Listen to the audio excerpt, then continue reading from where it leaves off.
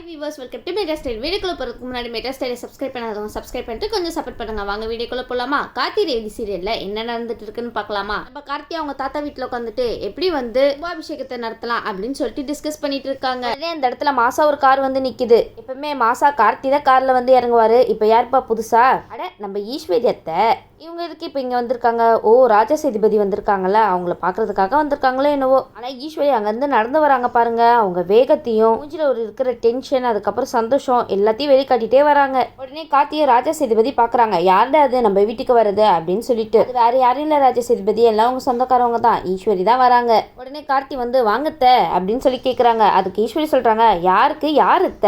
இனி என்ன அப்படிலாம் கூப்பிடுற வேலை வச்சுக்காத அப்படின்னு சொல்லிட்டு இருக்காங்க ஈஸ்வரி. அத்தையை அத்தனை கூப்பிடாம வேற எப்படி கூப்பிடுறது ஈஸ்வரி? உடனே ஈஸ்வரி ராஜா சேதுபதியை பார்த்து கேட்குறாங்க. நடந்த விஷயத்தெல்லாம் நான் கேள்விப்பட்டு தான் வந்திருக்கேன். ஏதோ 90 நாளைக்குள்ள கும்பாபிஷேகத்தை பண்ணி முடிப்பேன்னு சவால் விட்டுருக்கீங்களாமே ஈஸ்வரி. இது கேட்டுட்டு போகவா இவ்வளவு தூரம் வந்தீங்க? ஆனா இந்த ஈஸ்வரிக்கு எவ்வளவு தைரியம் ராஜா சேதுபதியை பார்த்து இந்த கும்பாபிஷேகம் நடக்கலன்னா உங்க உயிரை விட்டுருவேன்னு சொன்னீங்களாமே, அதுக்கு தான் நான் அவளை வெயிட் பண்ணிட்டு இருக்கேன் அப்படின்னு சொல்றாங்க. அட பாவமே, என்ன ஈஸ்வரி இப்படி சொல்றீங்க? ஆனா ரொம்ப மோசமானவங்கப்பா இந்த ஈஸ்வரி. கொஞ்சம் கூட ஈவி இறக்கும் எதுவுமே இல்லாதவங்களா இருக்காங்களே. சரி, உடனே ஈஸ்வரி சொல்றாங்க, வந்த விஷயத்த நான் சொல்லிட்டு போயிடுறேன். அதுக்காக தான் இங்க முக்கியமா வந்தேன். சொல்லுங்க ஈஸ்வரி, அப்படி என்ன விஷயம் சொல்றதுக்காக ராஜா சேதுபதி வீட்டுக்கு வந்திருக்கீங்க? ஈஸ்வரி கையில ஏதோ வச்சிருக்காங்க, என்னதுன்னு தெரியலையே. பார்க்க கல்யாண பத்திரிக்கை மாதிரில இருக்கு. ஓஹோ, கல்யாணத்துக்காக இன்வைட் பண்ண வந்திருக்காங்களா? சரி சரி. உடனே ஈஸ்வரி சொல்றாங்க, என் பொண்ணுக்கு கல்யாணம் வச்சிருக்கேன், கண்டிப்பா நீங்க வந்துடணும், அதுக்காக தான் உங்களை அழைக்கிறதுக்கு வந்திருந்தேன் அப்படின்னு சொல்லிட்டு இருக்காங்க. அப்படின்னு சொல்லிட்டு இந்த ஈஸ்வரி பண்ண காரியத்தை பாத்தீங்களா? பத்திரிக்கை ராஜா சேதுபதி கையில கொடுக்காம தூக்கி கீழே விசிறாங்க. ஆனா உங்களுக்கு இருக்கிற கொழுப்போ சொல்லக்கூடாது ஈஸ்வரி. ஈஸ்வரி சொல்றாங்க, இப்பதான் கல்யாண பத்திரிக்கை கையில வந்துச்சு, முதல் பத்திரிக்கையை உங்களுக்கு தான் வைக்கணும்னு நான் எடுத்துட்டு வந்திருக்கேன். வழக்கமா பத்திரிக்கை வந்தது என்ன பண்ணுவாங்க, எல்லாரும் குல தெய்வத்துக்கு முன்னாடி வச்சு கும்பிட்டுட்டு தான் எல்லாருக்குமே பத்திரிக்கை கொடுக்கவே ஸ்டார்ட் பண்ணுவாங்க. ஆனா பத்திரிக்கையை நான் உங்களுக்கு தான் வைக்கணும்னு ஓடோடி வந்திருக்கேன் அப்படின்னு சொல்லிட்டு இருக்காங்க ஈஸ்வரி. அதை பத்திரிக்கை வச்சு முடிச்சாச்சுல, கிளம்புங்க ஈஸ்வரி. உடனே இதை கேட்டுட்டு கார்த்தி சும்மா இருப்பாரா? ஈஸ்வரிக்கு சூப்பரான பதில் சொன்னாருன்னே சொல்லலாம். கார்த்தியோட தாத்தாவை பார்த்து அந்த பேச்சு பேசுனா கார்த்தி சும்மா இருப்பாரா என்ன? அதான் வார்த்தையால போடுன்னு போடுறாரு. உடனே கார்த்தி சொல்றாரு, ஆமாத்த நீங்க சொல்றது கரெக்ட் தான், ஃபர்ஸ்ட் பத்திரிக்கை எப்பயுமே குலதெய்வத்துக்கு தான் வைக்கணும், நீங்க குலதெய்வத்துக்கு தானே வச்சிருக்கீங்க அப்படின்னு சொல்லிட்டு இருக்காரு கார்த்தி. அட கார்த்தி, இந்த பஞ்சம் உங்ககிட்ட இருந்து எதிர்பார்க்கவே இல்லையே. ஆனா இதை கேட்ட ஈஸ்வரிக்கு பெரிய பல்புனே சொல்லலாம். இதை கேட்ட ஈஸ்வரிக்கு மூஞ்சில ஈ ஆடல. இப்ப என்ன பேச போறீங்க ஈஸ்வரி? பேசுங்க. ஆனா ஈஸ்வரிக்கு ரொம்பவே தைரியம் ஜாஸ்தினே சொல்லலாம். ராஜா சேதுபதியை நேருக்கு நேர் சந்திச்சு என்னெல்லாம் பேசுறாங்க பாத்தீங்களா? உடனே ராஜா சேதுபதி ஈஸ்வரி கிட்ட சொல்றாங்க, இங்க பாரு, நீ என்னதான் நினைச்சாலும் ஆண்டவன் ஒருத்தவன் இருக்கான்ல, அவன் தான் எல்லாத்தையும் எழுதி வச்சிருப்பான், அவன் என்ன நினைக்கிறானோ அதுதான் இங்க நடக்கும் அப்படின்னு சொல்றாரு. ஆனா ராஜா சேதுபதி, நீங்க பேசுற ஒரு பஞ்சும் சூப்பரா இருக்கு, நீங்க பேசுற ஒரு விஷயம் ஏனதானோன்னு இல்லாம நறுக்குன்னு நங்குற மாதிரி நச்சுன்னு இருக்கு. ராஜா சேதுபதி சொல்றதோ ஒரு வகையில கரெக்டா தான் இருக்கு, எல்லாம் கடவுள் போடுற முடிச்சு, உங்களால ஒன்னும் பண்ண முடியாது ஈஸ்வரி. உடனே கார்த்தி ஈஸ்வரி கிட்ட சொல்றாங்க, இங்க பாருங்க அத்தை, உங்க பொண்ணு காலத்துல தாலி நான் தான் கட்ட போறேன், அதுல எந்த மாற்றமும் கிடையாது அப்படின்னு சொல்லிட்டு இருக்காரு. ஆமா கார்த்தி, அதுதானே முறை. அது மட்டும் இல்லாம கார்த்தி சொல்றாரு, இந்த கும்பாபிஷேகத்தையும் நான் நல்லபடியா நடத்தி காமிப்பேன், கண்டிப்பா நீங்க ஒண்ணு மட்டும் புரிஞ்சு வச்சுக்கோங்க, இந்த 2 விஷயத்தையுமே நான் நடத்தி காமிப்பேன் அப்படின்னு சொல்லிட்டு அந்த இடத்துல கார்த்தி சொல்லிட்டு இருக்காரு ஈஸ்வரி கிட்ட. என்ன ஈஸ்வரி கேட்டுதா? இல்லைன்னா எழுதி வச்சுக்கோங்க. ஈஸ்வரி சொல்றாங்க, பந்தயம் உங்க தாத்தா உசுறு தானே, பாத்துக்கலாம் அப்படின்னு சொல்லிட்டு சவால் விடுறாங்க. உடனே கார்த்தி சொல்றாங்க, இதை நான் நடக்க விட மாட்டேனே, இந்த 2 குடும்பத்தையும் உங்க கண்ணு முன்னாடியே நான் சேர்த்து வைப்பேன் அப்படின்னு சொல்றாரு. சூப்பர் கார்த்தி.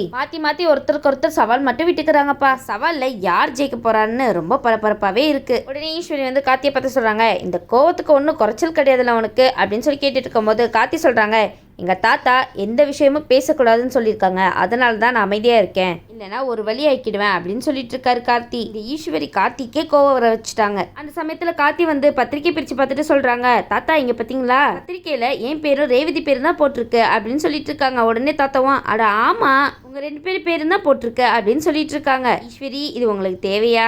என்ன ஈஸ்வரி பக்கமா பேசிட்டு இருந்த? பத்திரிக்கையில என்னோட பேரு தானே போட்டிருக்கு, சந்தோஷம் அப்படின்னு சொல்லிட்டு இருக்காரு ராஜா சேதுபதி.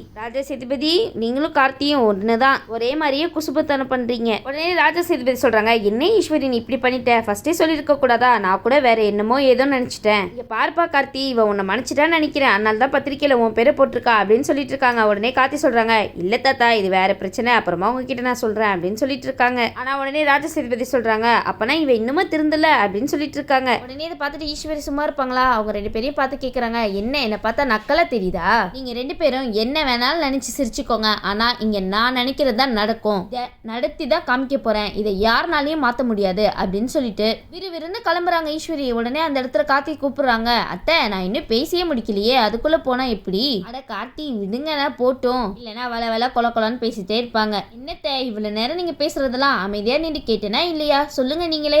அப்ப நான் பேசுறத நீங்க கொஞ்ச நேரம் கேட்டுதான் ஆகணும். உடனே ஈஸ்வரி சொல்றாங்க, நீ சொல்றத நான் எதுக்குடா நின்று கேட்கணும், அதுக்கு எனக்கு எந்த அவசியமும் கிடையாது அப்படின்னு சொல்றாங்க ஈஸ்வரி. ஈஸ்வரி சும்மா கேளுங்களேன், அப்படி என்ன சொல்றாருன்னா பாப்போமே. எல்லாத்துக்கும் எப்பவுமே எடுத்தோம் கவுத்தோன்னு அவசரம் தான் உங்களுக்கு. உடனே கார்த்தி சொல்றாங்க, இங்க இருந்து போகணும்னா என்னோட அனுமதி இல்லாம நீங்க இங்க இருந்து போகவே முடியாது அத்தை, நான் சொல்றத கொஞ்சம் கேக்குறீங்களா அப்படின்னு சொல்லிட்டு ஒரு பக்கம் கார்த்தி சொல்லிட்டு இருக்க, ஈஸ்வரி சொல்றாங்க, சரிடா பேசு, அப்படி நீ என்னதான் பேச போறேன்னு நானும் கேட்கறேன் அப்படின்னு சொல்லிட்டு இருக்காங்க. அதான் அத்தை சொல்லிட்டாங்கல்ல பேசுப்பா. கார்த்தி சொல்றாரு, தாத்தா வாக்கு கொடுத்தது என்னவோ உண்மைதான், ஆனா நீங்க போட்டிருக்கீங்களே பிளான்லாம், அதை மட்டும் நான் சும்மா விட்டுற மாட்டேன், கண்டிப்பா நீங்க போட்டிருக்கிற எல்லா பிளானையும் தடுக்கிறதுக்கு நாங்க வருவேன் அப்படின்னு சொல்லிட்டு இருக்காரு கார்த்தி. உடனே ஈஸ்வரி சொல்றாங்க, சரிடா பேசி முடிச்சிட்டியா, இப்ப நான் கிளம்பலாமா, உனக்கு என்னப்பா வேலையே இல்ல, எனக்கு அந்த மாதிரியா 1000 வேலை கிடக்கு. உடனே இது கேட்டு கார்த்திக்கு வந்து டென்ஷன் ஆயிட்டாரு. சரி அத்தை, நீங்க என்னதான் நினைச்சாலும் அந்த இடத்துல முறியடிக்கிறதுக்கு நான் வந்தே தீருவேன் அப்படின்னு சொல்லிட்டு இருக்காரு கார்த்தி. உடனே அந்த இடத்துல கார்த்தி சொல்றாங்க, சரி அத்தை நான் பேசி முடிக்க வேண்டியதெல்லாம் பேசி முடிச்சாச்சு, நீங்க இப்ப கிளம்பலாம் அப்படின்னு சொல்றாங்க. உடனே ஈஸ்வரி அந்த இடத்துல கொஞ்சம் கூட தாமதம் பண்ணாம வேகமா கிளம்பி ஓடிடுறாங்கப்பா. உடனே ராஜசேதுபதி வந்து கார்த்திக்கிட்ட கேக்குறாங்க,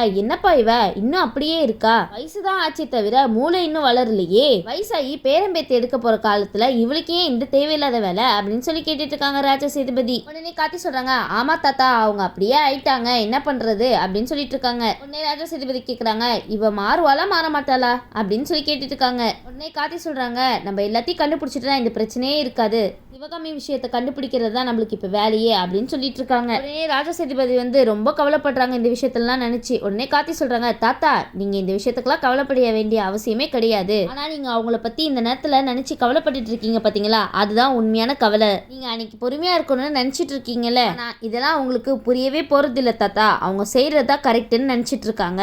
ஆமா கார்த்தி நீங்க சொல்றது கரெக்ட் தான், எப்பவுமே அவங்க நினைக்கிறது தான் நடக்கணும், அவங்க சொல்றதா எல்லாருமே கேட்கணும் அப்படின்னு சொல்லிட்டு அவங்களுக்கு ஒரு எண்ணம். கார்த்தி வந்து சரி தாத்தா இதெல்லாம் நினைச்சு நம்ம கவலைப்பட்டுக்க வேணாம் வாங்க அப்படின்னு சொல்லிட்டு அப்படியே கூட்டிட்டு போயிட்டு இருக்காங்க. உடனே ராஜசேதுபதி கேக்குறாங்க, பேராண்டி விளையாடி ரொம்ப நாளா ஆச்சு, விளையாடலாமா அப்படின்னு சொல்லிட்டு அந்த இடத்துல ஒரு போட்டி வச்சிட்டு இருக்காங்க. அட தாத்தாவு பேர் என்ன விளையாட்டு களத்துல இறங்க போறீங்களா, சூப்பர் சரின்னு சொல்லிட்டு இவங்க 2 பேர்ல யார் ரொம்ப ஸ்ட்ராங்கா அப்படின்னு பாக்குறதுக்காக 2 பேரும் நேருக்கு நேர் நின்றுட்டு இருக்காங்க.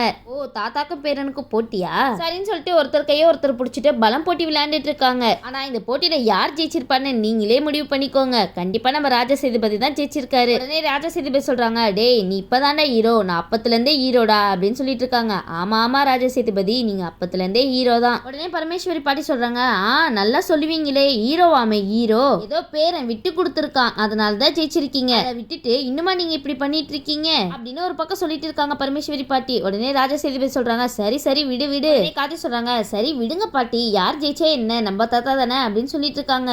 பாத்தீங்களா கார்த்தி, அவங்க புருஷனுக்கு கூட சப்போர்ட் பண்ணாம உங்களுக்கு தான் சப்போர்ட் பண்றாங்க பரமேஸ்வரி பாட்டி, உங்க மேல எவ்வளவு பாசம் உங்களுக்கு. சரின்னு சொல்லிட்டு 2 பேரும் நடந்து வந்துட்டு இருக்கும் போது ஒருத்தருக்கு ஒருத்தர் இடிச்சுட்டே வராங்க. அட இது ஒரு விளையாட்டா, அங்க ஊரே என்னடா நடக்க போகுது, இந்த கும்பாபிஷேகம் நடக்குமா இல்லையா அப்படின்னு டென்ஷன்ல இருக்காங்க. அந்த பக்கம் ஈஸ்வரி நம்ம பொண்ணு கல்யாணம் நடக்குமா நடக்காத மருந்து கூட அப்படின்னு ஒரு பக்கம் யோசிச்சுட்டு இருக்காங்க. ஆனா இவங்க 2 பேரும் என்னன்னா ஜாலியா விளையாண்டுட்டு இருக்காங்க. சரி வெயிட் பண்ணி பார்க்கலாம் நம்ம கார்த்தி என்ன பண்ண போறாருன்னு. இந்த வீடியோ உங்களுக்கு பிடிச்சிருந்துச்சுன்னா மறக்காம மெட்ராஸ் லைக் பண்ணுங்க, ஷேர் பண்ணுங்க, சப்ஸ்கிரைப் பண்ணிடுங்க. தேங்க்யூ.